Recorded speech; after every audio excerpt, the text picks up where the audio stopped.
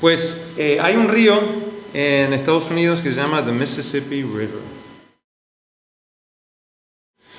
Y es un río un poquito largo, ¿no? No es muy corto, es un poquito largo. Empieza ahí. Con el transcurso, pues acaba siendo así de grande. Pero empieza de a poquito, empieza en ese otro que hemos visto. Sale del lago Itasca, en el norte de Minnesota, y va hasta que entra al Golfo de México, ahí abajo de Nueva Orleans, de Luisiana. Y pues, como uno puede imaginar, pues ayuda mucho la economía de los pueblos, el comercio, lleva carga y lleva personas, y realmente lo que hace, enriquece la vida humana, enriquece la vida de las personas que se benefician de este río. ¿Sabéis la distancia del río?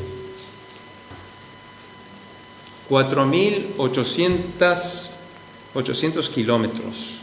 4.800 kilómetros. Es un río largo.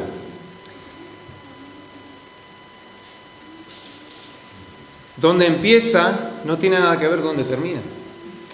Si tú lo ves donde termina o donde engrandece, no tiene nada que ver con lo pequeñito que empezó. Y vamos a ver hoy, vamos a empezar a estudiar el libro de Hechos y vamos a ver algo muy similar. Vamos a ver algo que empezó pequeño, pero ahora es muy grande. Y más importante que eso, empezó con un plan divino y un propósito divino, y todavía sigue con ese plan divino y ese propósito divino. Es la iglesia establecida por Jesús, un reino que no tiene fin, un reino que perdura, un reino que no se puede parar. Nada ni nadie puede detener el reino de Dios. Nadie puede detener el mensaje de Jesús. Nadie puede quitarlo del medio. Nadie puede detenerlo. Y vemos en Hechos que el Espíritu Santo empodera a sus hijos para ser testigos de las buenas nuevas de Jesús. Empezando en Jerusalén, Judea, después Samaria y hasta el fin del mundo, hasta lo último de la tierra. La serie que vamos a empezar hoy y vamos a ir desarrollando se llama así, bueno, hasta lo último de la tierra. Hechos nos revela el Espíritu Santo. Hechos nos revela el Espíritu Santo. El Antiguo Testamento nos revela a Dios el Padre. Los 4 evangelios nos revelan a Jesús, el Hijo. Y Hechos nos revela el Espíritu Santo. Incluso muchos lo dicen que el título debería haber sido otro. No Hechos de los Apóstoles, ¿no? Sino Hechos del Espíritu Santo obrando a través de los apóstoles. Lucas es el autor, como bien habéis respondido, un historiador, un médico de profesión, un seguidor de Jesús, un testigo ocular que viajó con Pablo, que viajó con los misioneros, y lo sabemos porque en Hechos habla de nosotros, y nosotros aquí, nosotros allá. También era colega de Pablo, era colega de Felipe, conocía a Felipe. Entonces, lo que él vio, escribió, pero también lo que él oyó de testigos oculares, también lo escribió. 63 años después de Cristo, continúa Lucas. Lucas es el segundo tratado, entonces lo que continúa es del Evangelio de Lucas, continúa en Hechos. Y hay un vínculo, obviamente, entre el libro de Hechos y el Evangelio de Lucas. Los dos están dedicados a Teófilo. Están dedicados a Teófilo. Y hay algunas interpretaciones que puede significar o simbolizar al cuerpo de Cristo, a la iglesia, o puede ser una persona. En el primer tratado, en Lucas, habla del excelentísimo. Entonces se piensa que era un oficial romano. Se piensa que igual era una persona que vino a conocer al Señor, porque vemos diferentes referencias a personas que han venido al Señor en la casa de César, pero no sabemos. Lo que sí sabemos es lo que significa Teófilo, y lo vamos a ver un ratito. Pero Lucas 1 y 2 describen el nacimiento del Salvador. Hechos describe el nacimiento de la iglesia. Así como Jesús nació del Espíritu Santo, la iglesia nace con la venida del Espíritu Santo. Y vamos a ver el primer capítulo de Hechos. Si tenéis vuestra Biblia, buscad Hechos 1, del 1 al 14. Señor, te damos gracias por este día, gracias por tu palabra, gracias porque podemos estar aquí y podemos leer de cosas tan maravillosas, Señor, que tú has hecho. Te pido que tú nos enseñes lo que nos quieras enseñar y que cambies lo que en nuestro corazón no está bien, Señor. Te pido que toda distracción, todo lo que traemos aquí, Señor, quítalo, Señor. Que tengamos la mente abierta, los ojos abiertos, el corazón abierto para lo que tú quieras hacer. En el nombre de Jesús. Amén. Vale. Pues vamos a leer Hechos 1. Dice, en el primer tratado, oh Teófilo, hablé acerca de todas las cosas que Jesús comenzó a hacer y a enseñar. O sea, el Evangelio de Lucas, primer tratado. Hasta el día en que fue recibido arriba, después de haber dado mandamientos por el Espíritu Santo a los apóstoles que había escogido, a quienes también después de haber padecido, se presentó vivo con muchas pruebas indubitables, apareciéndoseles durante 40 días y hablándoles acerca del reino de Dios. Estando juntos, les mandó que no se fueran de Jerusalén, sino que esperasen la promesa del Padre, la cual les dijo, oísteis de mí. Porque Juan ciertamente bautizó con agua, mas vosotros seréis bautizados con el Espíritu Santo dentro de no muchos días. Entonces, los que se habían reunido le preguntaron diciendo, Señor, ¿restaurarás el reino a Israel en este tiempo? Y les dijo, no os toca a vosotros saber los tiempos o las sazones que el Padre puso en su sola potestad. Paréntesis. ¿Cuántas veces nos podría decir Dios a nosotros, no te toca, Joel, no te toca eso, no te toca saber, confía en mí, yo sé lo que hago, no intentes tratar de adivinar lo que voy a hacer, no te toca. Dice en el 8, pero recibiréis poder cuando haya venido sobre vosotros el Espíritu Santo, y me seréis testigos en Jerusalén, en toda Judea, en Samaria y hasta lo último de la tierra. Habiendo dicho estas cosas, viéndolo ellos, fue alzado y le recibió una nube que le ocultó de sus ojos la ascensión. Y estando ellos con los ojos puestos en el cielo, entre tanto que él se iba, he aquí se pusieron junto a ellos 2 varones con vestiduras blancas, las cuales también les dijeron, varones Galileos, ¿por qué estáis mirando al cielo? Este mismo Jesús, que ha sido tomado de vosotros al cielo, así vendrá, como le habréis visto ir al cielo. Entonces volvieron a Jerusalén desde el monte que se llama del Olivar, el cual está cerca de Jerusalén, camino de un día de reposo. Entrados subieron al aposento alto donde moraban Pedro y Jacobo, Juan, Andrés, Felipe, Tomás, Bartolomé, Mateo, Jacobo, hijo de Alfeo, Simón el celote y Judas, hermano de Jacobo. Todos estos perseveraban unánimes en oración y ruego con las mujeres y con María, la madre de Jesús, y con sus hermanos. Hace más de 2000 años, un grupo pequeño de 120 personas se dedicaron ¿a qué? A orar y a esperar en lo que Jesús había prometido. A orar y a esperar y a confiar en la palabra de Jesús. 120 seguidores de Jesús que habían vivido con Jesús 3 años, que le habían visto crucificado hace poco y que le habían visto resucitado y que por 40 días habían escuchado el plan de Dios. Habían sido testigos de la resurrección de Cristo Jesús. Y desde ese momento y a través de la historia, ¿cuántas generaciones de creyentes se han unido a orar y a esperar y a creer en las promesas de Cristo Jesús resucitado? Estamos aquí hoy nosotros, unidos por Jesús, orando por su poder en nuestro corazón, en nuestra vida y a través de nosotros para bendecir a otros. Orando juntos y unidos en Jesús como iglesia, para hacer el sal, para hacer luz en la comunidad donde nos ha puesto. Estamos aquí hoy unidos, orando por su poder para poder traer esperanza a un mundo quebrantado. Tú y yo somos una parte de la historia que Dios está escribiendo. El libro de Hechos no acaba, es un comienzo. Es un comienzo y después que terminamos leyendo Hechos aquí, pues vemos que continúa generación tras generación tras generación, y hoy tú y yo estamos aquí y somos parte de esta historia que Dios está escribiendo. No la escribimos nosotros, la escribe el Señor. Y lo mismo que le dijo a estos pocos nos dice hoy a nosotros. El versículo clave no es ninguna sorpresa, ¿no? Pero recibiréis poder cuando haya venido sobre vosotros el Espíritu Santo, y me seréis testigos en Jerusalén, en toda Judea, en Samaria y hasta lo último de la tierra. Y si le agregas la Gran Comisión en Mateo, pues resalta aún más, ¿no? Y lo bonito de la Gran Comisión, como dijimos el domingo pasado, es que y estaré con vosotros. Estaré con vosotros. El Señor nos da esa visión, nos da la misión, pero no nos deja así, tirados, solos. Él va delante de nosotros, va del lado de nosotros, va detrás de nosotros, está con nosotros, incluso va delante de nosotros preparando el corazón de la gente que todavía no le conoce, pero que tiene esa búsqueda, que tiene esa necesidad, que tiene esa sed. Él ya está allí.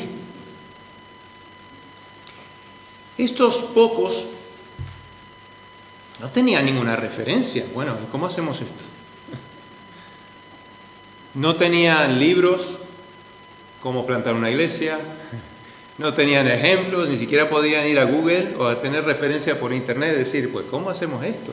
Mira la tarea que nos ha dado Dios. No tenían referencia. Lo que tenían era la promesa de Dios.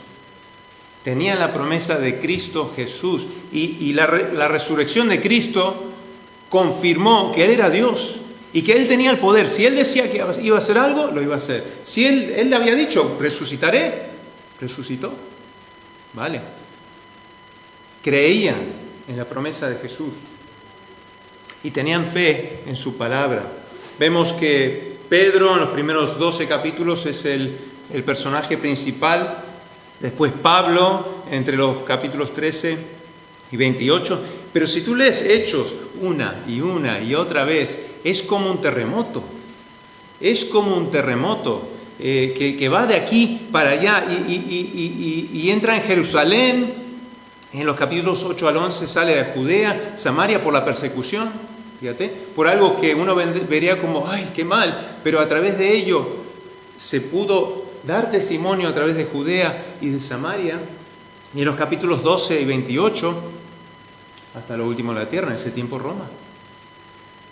¿Y a quién llegó el Evangelio? Los judíos, obviamente, en el principio, los samaritanos después, y después Cornelio, el primer gentil en Hechos 10, y después a los gentiles. El Evangelio se esparció a todo pueblo, a toda raza, a todo idioma, y lo vemos hoy. Al orar, al esperar en Jesús y al obedecerlo como testigos del Evangelio, vemos por lo menos 3 pilares de la iglesia neotestamentaria, la iglesia aquí en Hechos. 3 pilares. Amaban a Dios y eran amados por Dios. ¿Y Dios te ama a ti? Dios te ama a ti con todo su corazón. Lo vimos el domingo pasado. ¿Cómo nos ama Dios? Mira las estrellas. Amaban a Dios. El escrito está dirigido a Teófilo.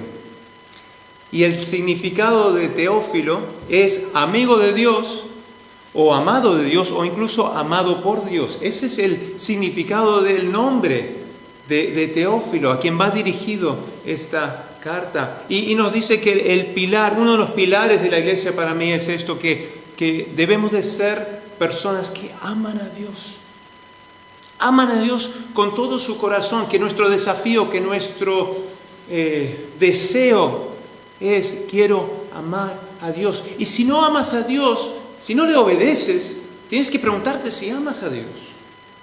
Y si no le obedeces, igual preguntarte, ¿qué es lo que no amo de Dios? ¿Qué es lo que me da temor de Dios? ¿Qué es lo que no me permite amar a Dios con todo mi corazón?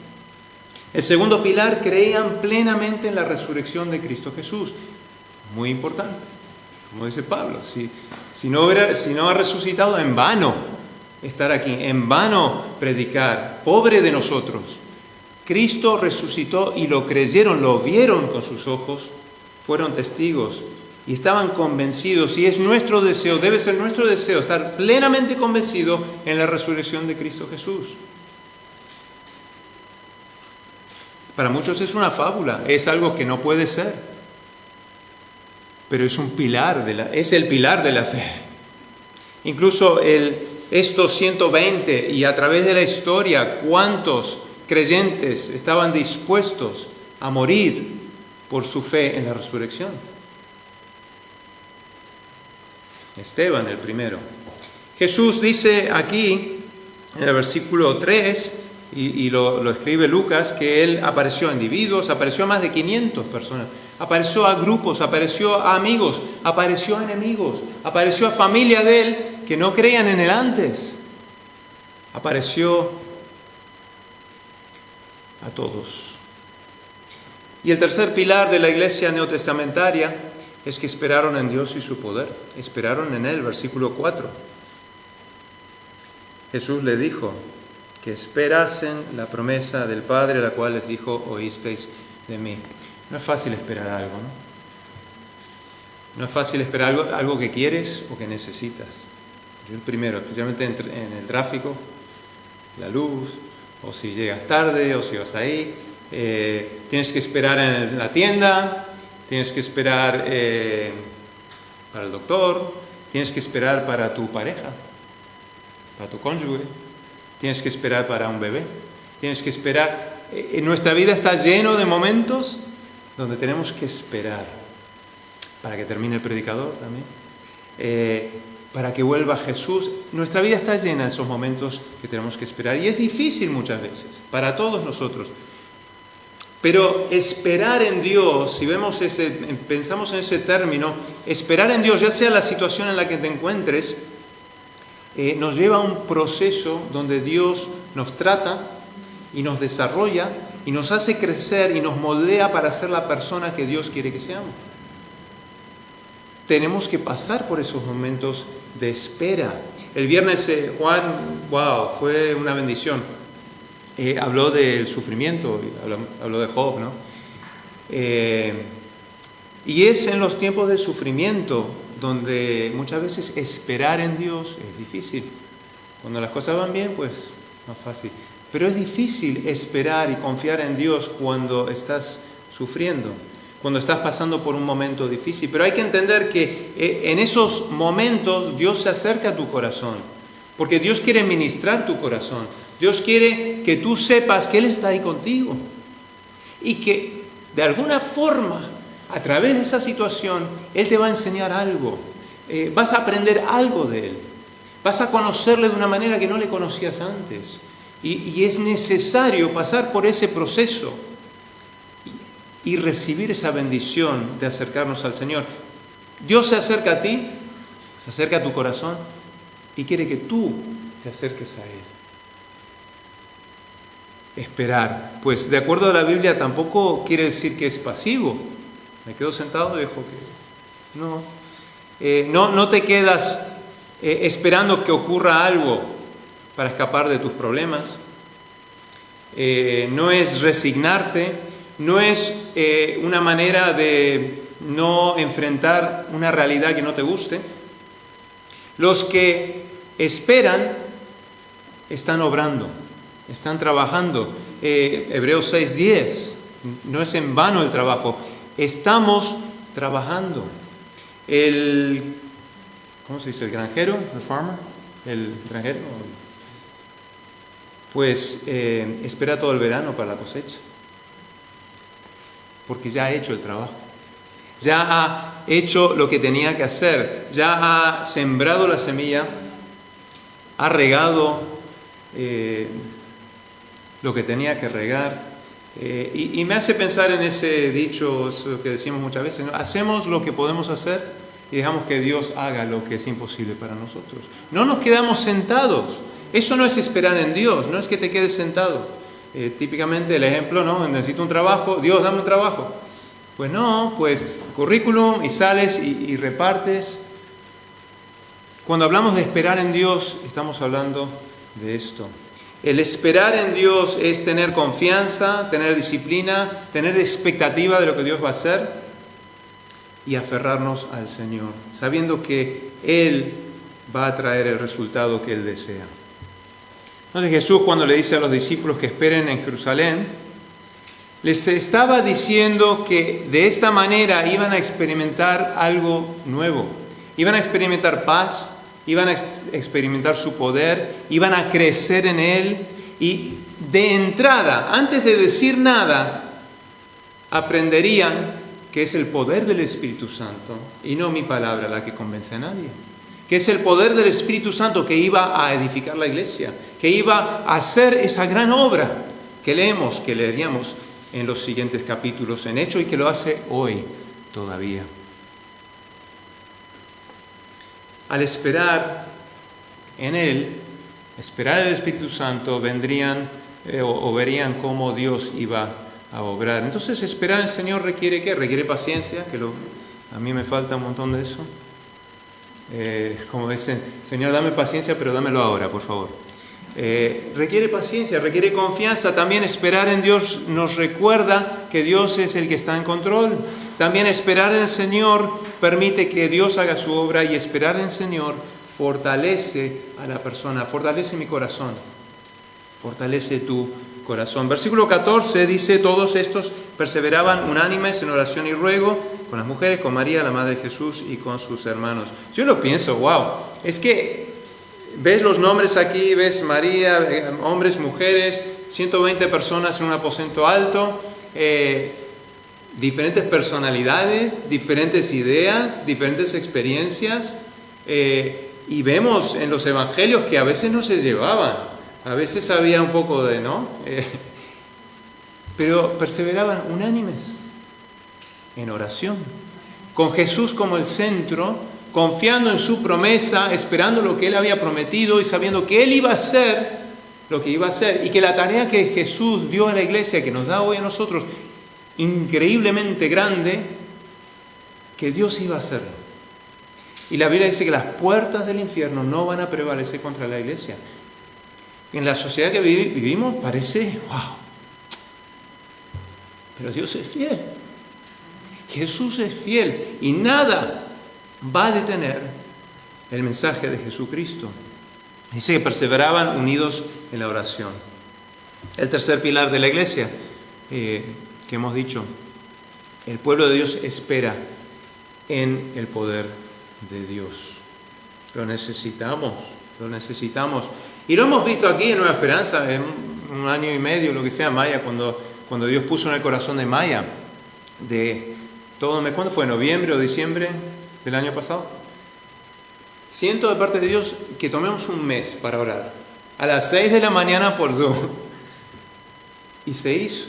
Y qué bendición, qué bendición. Mira, eso fue el comienzo de algo que se ha continuado. Hemos parado aquí en agosto, pero vamos a continuar el sábado que viene. Vimos milagros, vimos sanidad, vimos relaciones que se fortalecieron, relaciones nuevas, amistades nuevas, compañerismo, hermandad con otras iglesias, conversiones y bautismos. La oración. No tenían libros, no tenían recursos. Se volcaron a la oración. Y aquí en septiembre queremos hacer eso, aquí, en Nueva Esperanza Church. Queremos volcarnos a la oración, pedirle a Dios que se revele al corazón de nuestros amigos, de nuestros parientes, familiares, vecinos, personas que no le conocen todavía, que no tienen la esperanza de la vida eterna. Orar que encuentren la paz en Jesús. Hay poder en la palabra. Estas últimas 2 semanas recibí un WhatsApp de una persona que quería venir a la iglesia. Digo, perfecto, estamos aquí a las 10. Y pues no estáis. Digo, sí, pues estamos. Es que no estáis. Y le envié una foto de la fachada. Y me envía la foto de la fachada. Y era la iglesia de Trujillo, donde estaba antes. Que mi móvil está por... Y era la fachada de Trujillo, que se reúne los domingos a las 7. Mira, era un hermano y una hermana española que vivían en un pueblo ahí perdido. Y conocieron al Señor, alguien les regaló una Biblia y vieron alguna predicación. Leyendo la Biblia se convirtieron. y buscaban una iglesia. 3 semanas persistieron conmigo. A ver, que no estáis. Que sí estamos, que no estáis. Persistieron porque habían encontrado a Jesús y querían reunirse con la iglesia. Querían encontrar esa familia espiritual. Bueno, ahora están ahí en Trujillo. ¡Wow! Es increíble. Pero hay poder en la palabra de Dios. El Espíritu Santo convence, la palabra te examina, te penetra. Hay poder. Tenemos que creer en ese poder. No solamente orar por los que no conocen, sino creer que Dios va a hacer maravillas y milagros en el corazón de la gente. Muchos muy difíciles, muchos que conocemos de muchos años que dicen, este no va a venir al Señor. Sí, va a venir al Señor. Me encanta ver los árboles grandes, ¿no? Árboles enormes. Ahí por California hay diferentes bosques con árboles súper hermosos. En Neuquén, en Argentina también. Y ves que son tan grandes. Y uno se tiene que preguntar, ¿cuánto tiempo llevó llegar a esa estatura? Llevó ser tan ancho y tan grande. ¿Cuánto tiempo? Porque da igual el tamaño, cada uno de esos árboles en algún momento eran unas semillitas.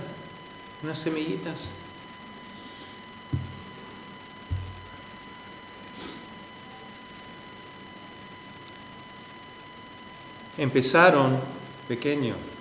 Y estamos hablando de la iglesia, pero piénsalo en tu vida personal. Tu vida está llena de semillas que Dios ha puesto en tu corazón.